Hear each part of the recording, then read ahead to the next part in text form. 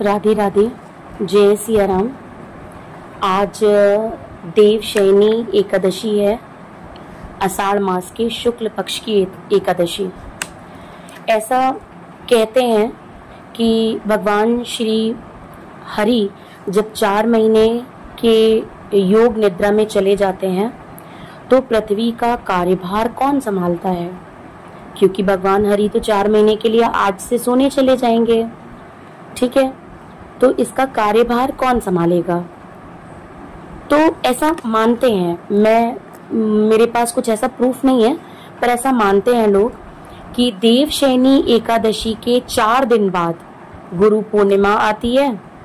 अर्थात 4 दिन जो गुरुदेव भगवान होते हैं वो पृथ्वी का भार संभाल लेते हैं। गुरु पूर्णिमा के अगले दिन सावन लग जाता है, तब 1 महीने के लिए भोलेनाथ यानी कि शिव भगवान पृथ्वी का भार संभालते हैं।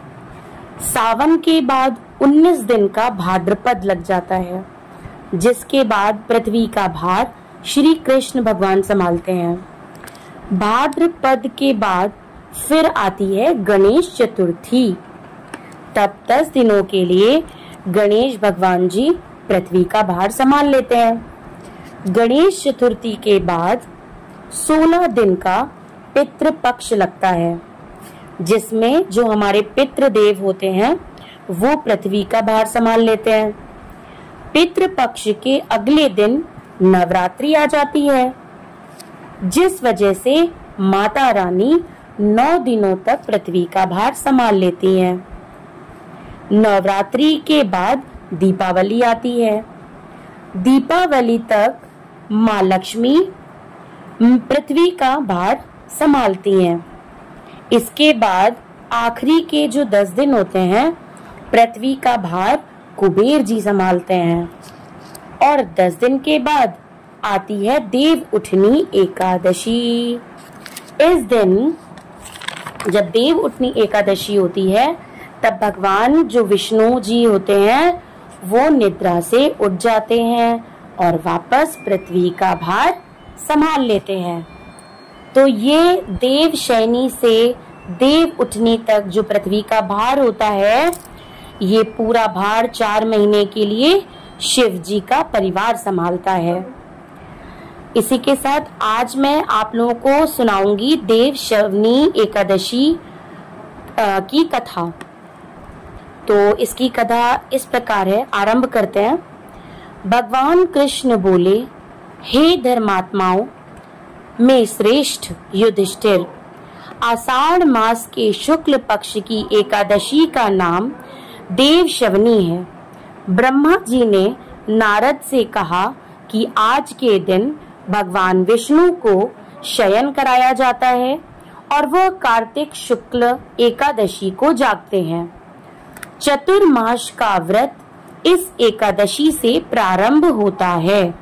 जो मनुष्य ब्रह्मचर्य का पालन कर चतुर्मास का व्रत करते हैं वो विष्णु भगवान को प्रिय हैं। शिवलोक में उसकी पूजा होती है, सर्व देवता उसे नमस्कार करते हैं। चंद्रयाणादि कठिन व्रत में भी यही चतुर्मास के व्रती को समाप्ति समय चाहिए। ब्राह्मणों को भोजन दक्षिणा से प्रसन्न करें। गौओं का दान कर सके तो उत्तम है, नहीं तो गर्म वस्त्र का दान अवश्य करें।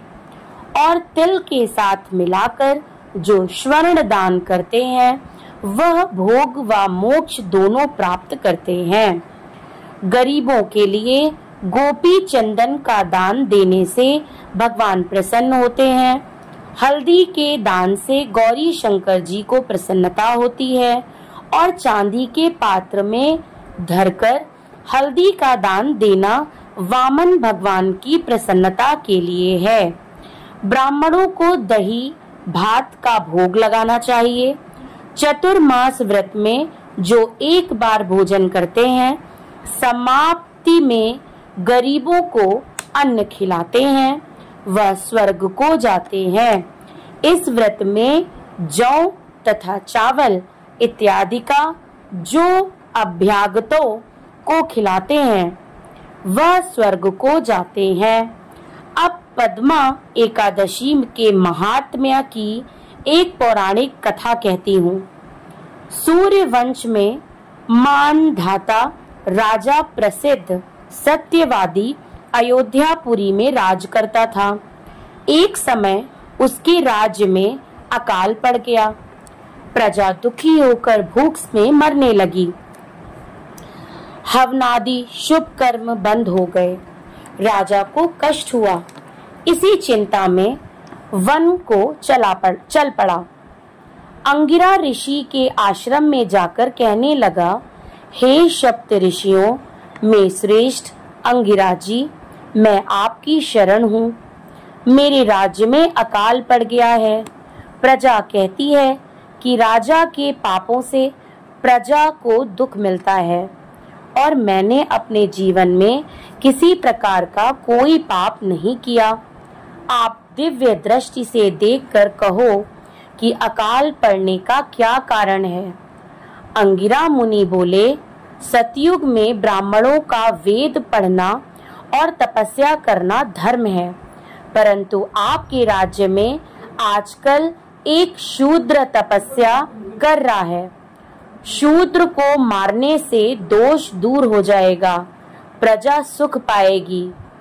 मानधाता बोले, मैं उस निरपराध तपस्या करने वाले शूद्र को नहीं मारूंगा।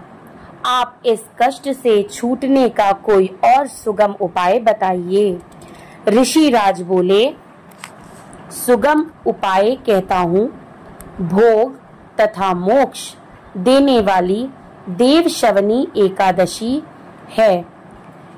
इसका विधि पूर्वक व्रत करो। उसके प्रभाव से चतुर्मास तक वर्षा होती रहेगी।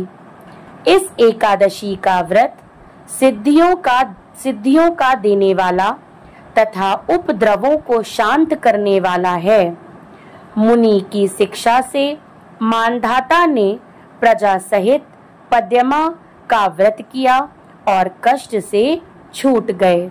इसका महात्म्य पढ़ने या सुनने से अकाल मृत्यु का भय दूर हो जाता है। आज के दिन तुलसी का बीज पृथ्वी या गमले में बोया जाए तो महान पुण्य होता है। तुलसी की छुई हुई पवन से भी यमदूत भय पाते हैं। जिनका कंठ तुलसी की माला से सुशोभित हो, उसका धन्य जीवन समझना चाहिए। आप लोगों से विनती है कि कथा तो यहीं विराम हो गई, समाप्त हो गई, पर आप सभी श्रोतागणों से मेरी हाथ जोड़कर विनती है कि इस कलयुग में अपने कंठ में तुलसी माला को धारण करें। कोई भी गलत कृत्य ना खाएं, गलत चीजें ना खाएं, गलत काम ना करें और हो सके तो सभी अपने अपने घरों में एक तुलसी का पौधा जरूर लगाएं। भगवान सबकी कष्टों को दूर करेगा, सबको पाप मुक्त करेगा। राधे राधे। जय श्री कृष्ण।